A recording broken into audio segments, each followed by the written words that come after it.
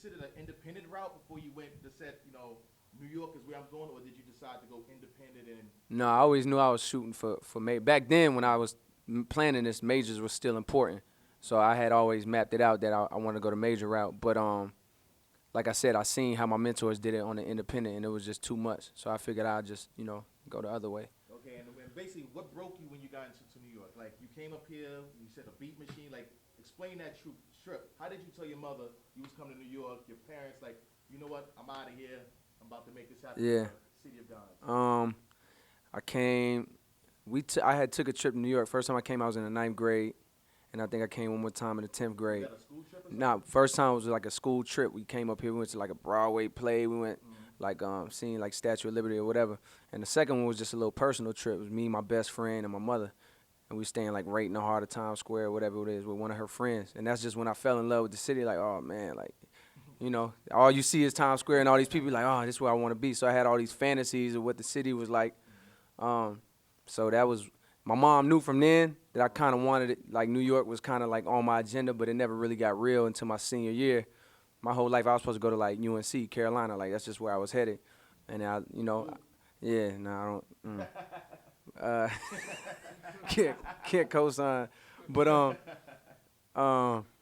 yeah, but, and I didn't even apply to Carolina, just to tell you where my mom was at. I applied to two schools, NYU and St. John's, and then That's what's up. that was You it. just performed at NYU a couple of weeks ago. Yep. Okay, and your mom's basically cool with the whole move, basically. Yeah, I mean, she was. I think the scary part was just like how I'm gonna pay for this, cause school up here is way more expensive. I probably would have got a crazy scholarship at Carolina. So in her head, it was just like, how I'm gonna pay for this. I was young, so I wasn't thinking about that. And she didn't even let me know the struggles that was gonna come. If I would have knew how hard it would have been, I wouldn't have did it. But she wouldn't let me know how hard it was gonna be, so she sent me up here. All right, you released Lights Out. Lights Please, as your first single. How's the single being received so far? I'm getting a lot of reviews from different people. They love the song, and they're wondering, like, why is this so long coming? Yeah. Like, when was the song done? And Man, I recorded that song in 2007. Wrote it and recorded it in 2007. I was still in school. That was my senior year, my last semester. at college, right? Yep, in school, in college. But basically, it's stood the test of time from 2007 to 2009, and we just now putting it out. And it's not an official single. We just trying to throw it out there and see how people react. If it catches on, then great. If not, nobody's stressing.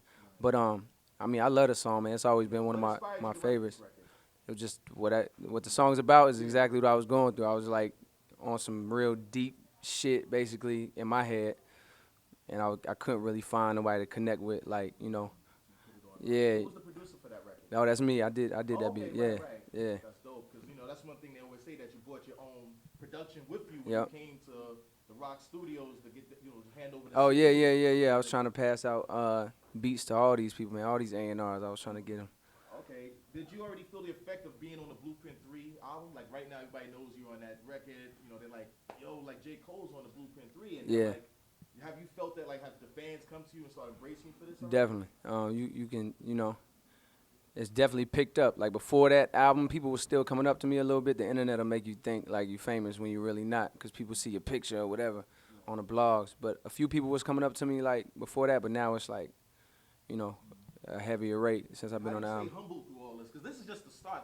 Exactly. You haven't even done anything yet. Like, this is just the start. I know the people staring at you is like, this is crazy. Like, how do you stay humble and grounded through all this? I don't know, you just realize, you just tell yourself that you haven't done anything yet. Like, that's how, I'm not done. I'm barely starting. So for me to get gas and get,